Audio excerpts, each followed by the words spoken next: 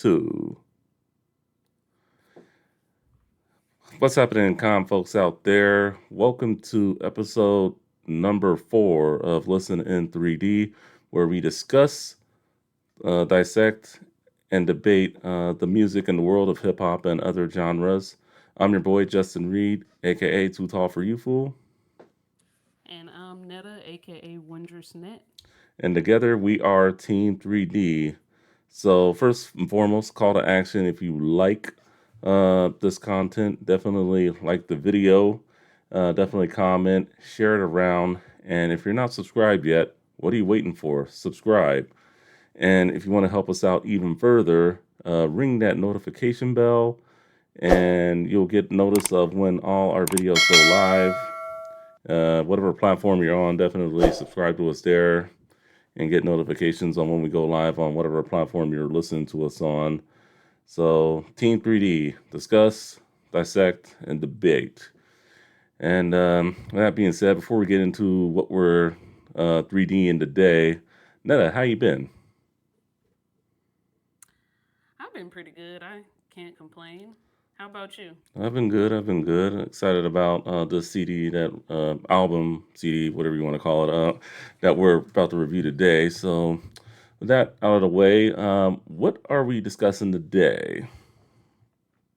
Today we'll be discussing Mobb Deep's The Infamous, their second album.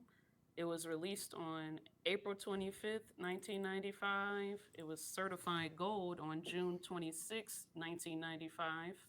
It had four singles, including Shook Ones Part 2, Survival of the Fittest, Temperatures Rising, and Give Up the Goods. It had three music videos: Shook Ones Part 2, Survival of the Fittest, and Give Up the Goods. And it had guest appearances including Big Noyd, Nas, Q Tip, Raekwon, Ghostface Killer, and Crystal Johnson. All right, very good. Thank you for that intro of Mobb Deep's Infamous. Just what was I gonna say? So with this album, it is their second one, and a little. Oh yeah, that's what I was gonna do. A little, just a brief bio about Mobb Deep. They're the first group we're doing, so I know we are doing a lot of solo artists when we're going through here, but since this is the first duo slash group. I consider them a duo since it was really only two of them. It consisted of Havoc and Prodigy. Prodigy, unfortunately, is no longer with us. May him rest in peace. Havoc, I believe, still records music under the Mobb Deep name. They're from Queensbridge, New York. They formed in around 91, I want to say. First album dropped in 93, so this is their second album. And, there were some young cats back then. And you know, um, I wish I'd heard more of them growing up. But so going into this album, what were your pre-listening thoughts? I had heard of Mobb Deep before, but I honestly thought it was the same thing as Field Mob, and I was like, oh, this is a totally different thing. So I had I had no idea what to really expect. What about you? Was this your first time hearing it? Well, the whole album, yes. I mean, I've heard obviously some of the more popular, well, one the probably the most popular song on this album, which we'll get into in a bit. In terms of Mobb Deep, growing up on the West Coast, well, I guess I could start the whole story. There when throughout the early '90s, even into the mid '90s, there were a bunch of West Coast artists that a lot of people on the East Coast didn't really hear unless they moved out west or they were able to get tapes underground or whatever, or watch them on MTV, BET, or the Box. So I feel the West Coast paid them back, and just at the end of the day, in terms of just artists that we heard from the East Coast, obviously we heard the more popular ones: Biggie, Wu Tang, Nas. Unfortunately, I really did not hear these guys on the radio, and about 1995 is when I started listening to hip hop in general, and it kind of sucks that I kind of missed out on this one, but for the most part, this album is a masterpiece. I enjoyed it a lot. I liked it, but I didn't love it, But I mean, regardless if you like it or love it, I mean, it's a masterpiece, and this duo, they deserve the flowers which we're giving them today. So that's a little So bit. was the reason that they weren't in the California radio, was it a part of the East Coast West Coast beef, or was it just they Uh, just weren't popular there? well, they were a bit underground. I think the beef probably did contribute a little bit. I'm not gonna lie. I'd probably be lying to you if I said it didn't. So I mean, because at that point later in '95, that's when the whole beef was kicking off. So I wouldn't be surprised. I mean, I could do some more research, but just I think they were shuttered out in some markets, and I'm sure LA was one of them. At least in my case. So good That question. makes sense. The so do you have any memories associated with the album since you only heard like a couple of the singles Well, briefly? I could tell you just more of a Mob Deep. I didn't start really getting into them a little more until like high school. I know there was this one song on one of their later albums, "Get Away," which is a very hot track, but it's not on this album. So I mean, when I did start hearing their music, I was like freshman, sophomore in high school. So, Okay. well, but yeah, that would probably be my history with Mobb Deep. Didn't really. I mean, I'll be honest, they certainly weren't one of my favorites growing up because I didn't hear much of them. All right, so anyway, your thoughts on the album cover, the artwork, and themes of the album. What do you think of the artwork first off, with Havoc on the left, Prodigy on the right?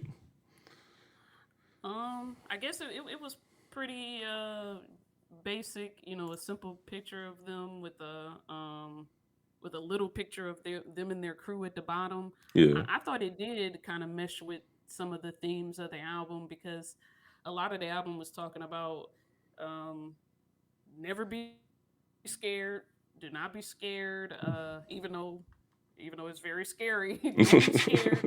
Nobody in the crew can be scared. Yeah. And you gotta, it was about loyalty too, like Yeah. staying true to your family and everybody in your crew, and never giving up your man, even when Yeah. it seems hopeless. It and in that album, they have their selves, but they have, I guess, them and their crew in the bottom corner Yeah. It too. looks like they're a crew. I'm not. I mean, it's kind of hard to see in the photo, but I mean, it's probably a crew. Maybe some famous faces. I mean, I wouldn't know. We'd have to zoom in.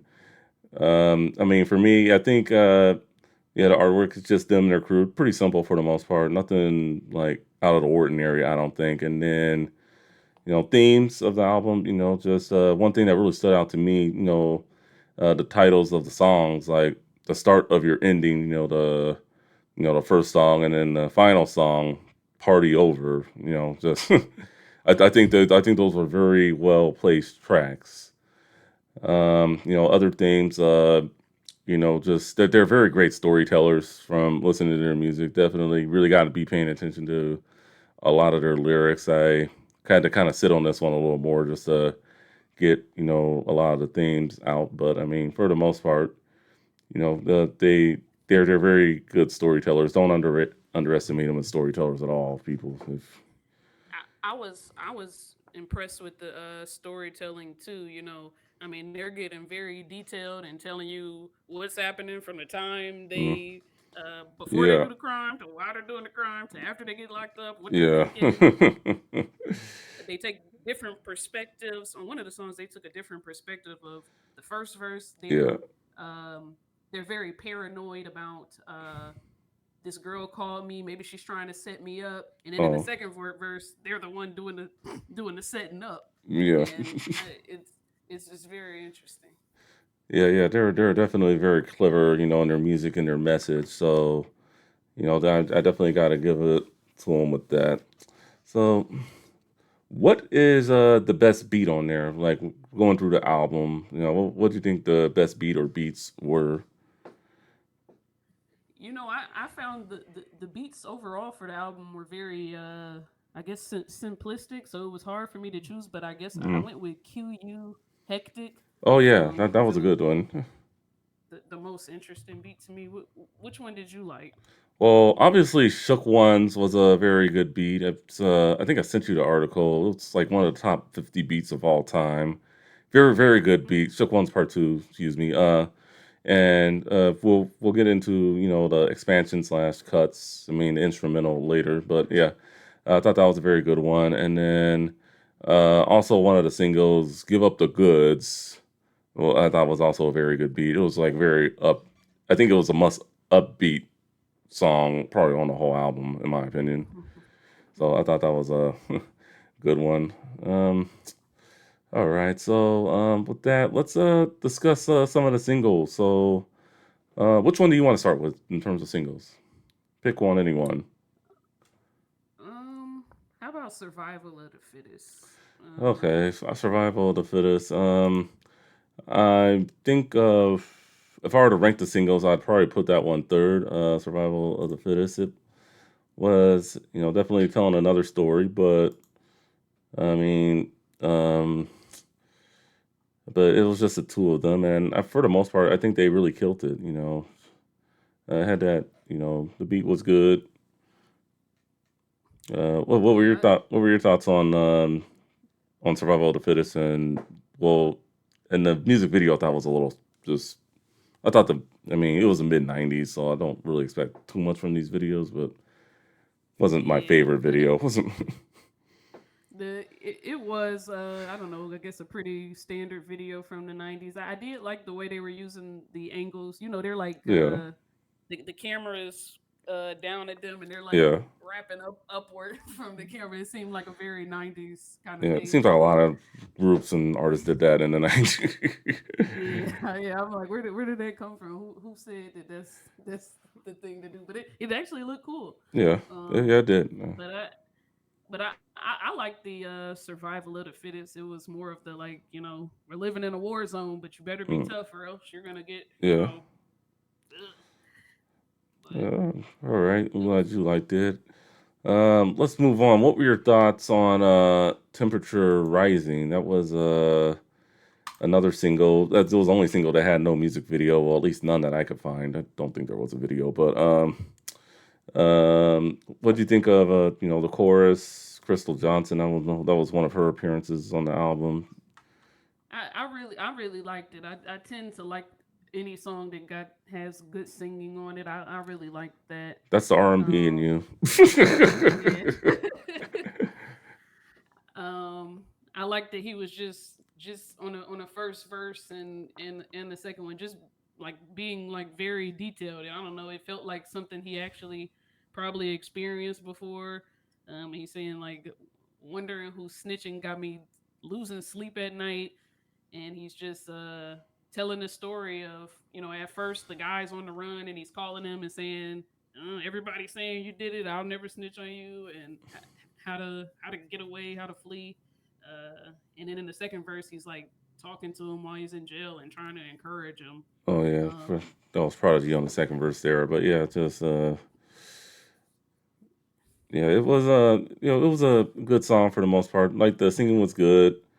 I mean, probably made a second most upbeat song. I can see why they chose it as a single. So I mean, I think they did a very good job choosing the singles on this album. I will say, but I do like the yeah, story. About the whole snitching and did you do it or did I do it? Would you wouldn't snitch on me? Would you? So outsmart the police. So it was a very yeah. clever song. And then I guess we'll go to the next single, which is "Give Up the Goods." I really like the prelude before the song. I thought that was a really good prelude. I mean, I do I also must say I do like the fact that there were no skits. I don't think there was really any humor on this album or anything like that. So No, not at all.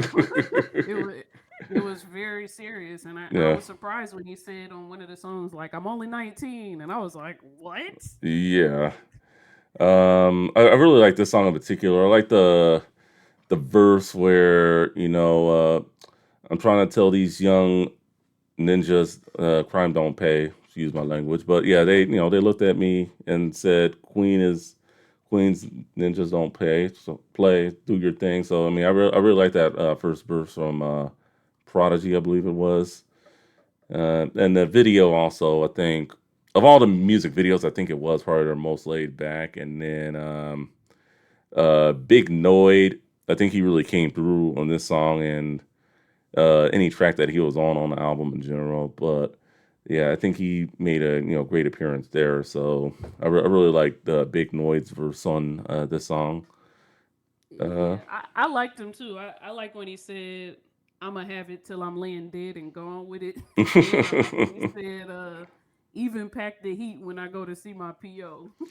oh yeah. um, he was good, and I don't know who said this one, but I liked when they said having cash is highly addictive, especially when you're used to having no money to live with. Because it's Yeah. hard for me to when I listen to these songs, it's kind of difficult for me to get in this mindset when they're Mm. like, I'm gonna do whatever, whenever, get the money, and all of that kind of stuff. I'm like, oh my god! But it's a little easier for me to Mm. relate when they're like explaining it rather than just saying what they're doing. But I mean, he's Yeah. just yeah, Yeah, he's I get in what you're a saying very there. bad situation. Yeah. And then after that, we'll move on to probably the most popular song on here, "Shook Ones Part 2." Obviously, best beat, probably the best song on the whole album. What stood out to you about this song? Um, when he let's see, oh, the halfway crooks thing. Because honestly, the only time I ever heard that was on the 8 Mile movie when Oh yeah, yeah.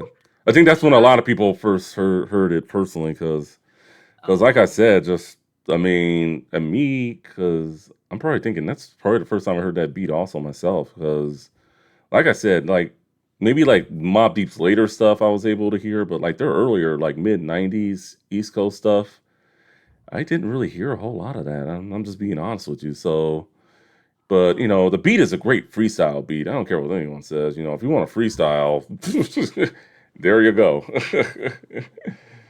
yeah, it kind of went along with the halfway crooks things went along with the don't be a coward thing to me, and then you know it really the corollary to not being a coward is like Mm. be courageous. Like don't be afraid. Get the yellow back niggas off me. It's time to go. So I I liked it. I like when they just take you through through their mind. Yeah, definitely. All right, so we discussed the singles definitely. So let's get into our favorites and least favorites. So I'll let you start. Pick number one in no particular order, and you can also throw some bars in there too that you like from the song.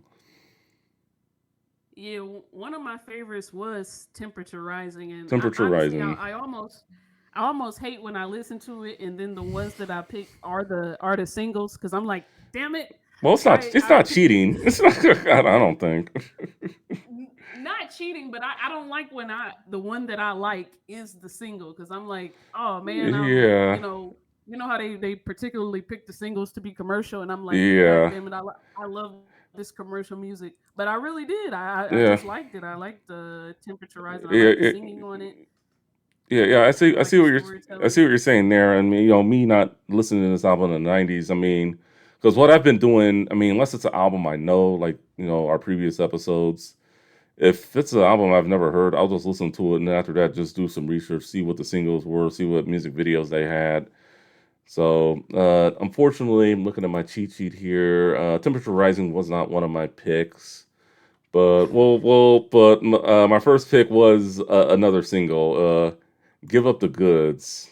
That was probably one of my favorite songs on the whole CD, and like you, I kind of had that feeling of, damn, like this is a single. Like I was hoping it wasn't a single, but I mean it was, has a video and everything. It's like, oh.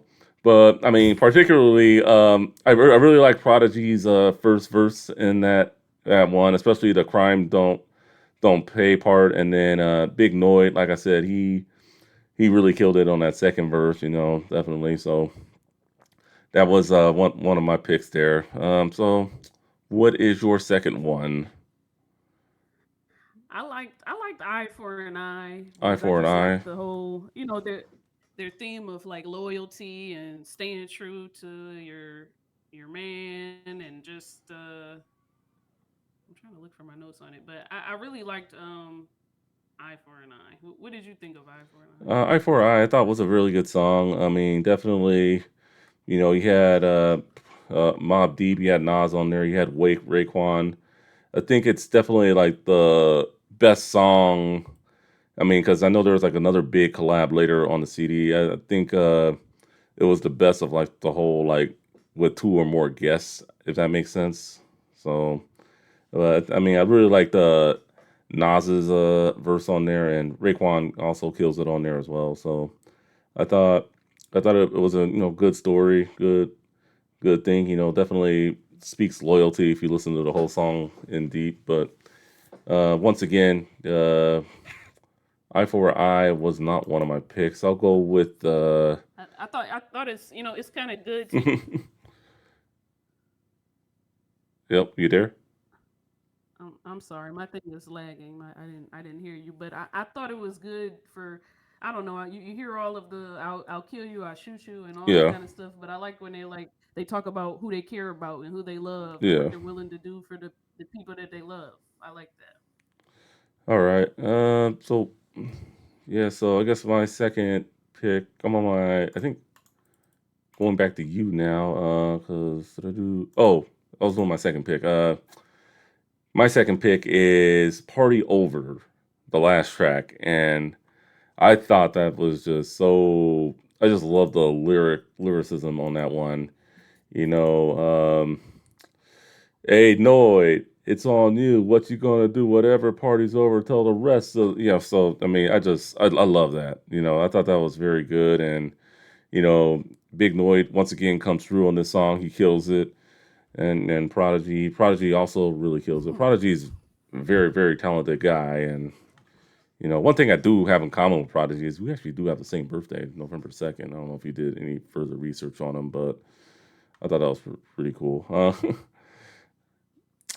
What were your thoughts on Party Over?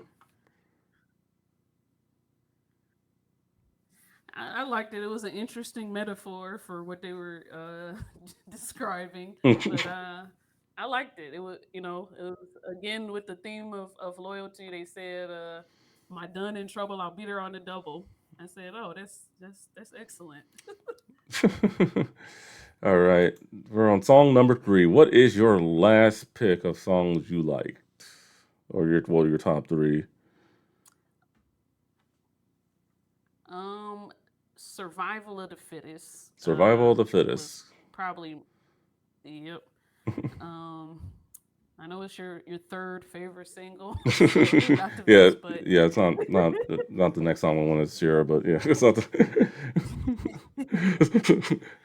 but but I like just peering through their eyes, and I felt like that took me on the best trip through their eyes. All right. What's your third favorite? All right. Oh, you already know my thoughts on that song. Well, I'll go with Shook One's Part Two is my third favorite, and I will give a few just shout outs here of other songs that came very close. Up North Trip. I really love the story in that one. That came very close, and Trife Life, but I got to go with Shook One's Part Two, and just it's just that beat is sick. It's just. I mean, you could be talking about whatever freestyle, file and whatnot. I mean, it's just the beat just wins for me there. So that's what I love about Shook One's Part Two. What about you? Any final thoughts on Shook One's Part Two, or any other songs you just want to just shout out real quick before we go to our least favorite? I like Shook ones as well, and I also like the Trife Life.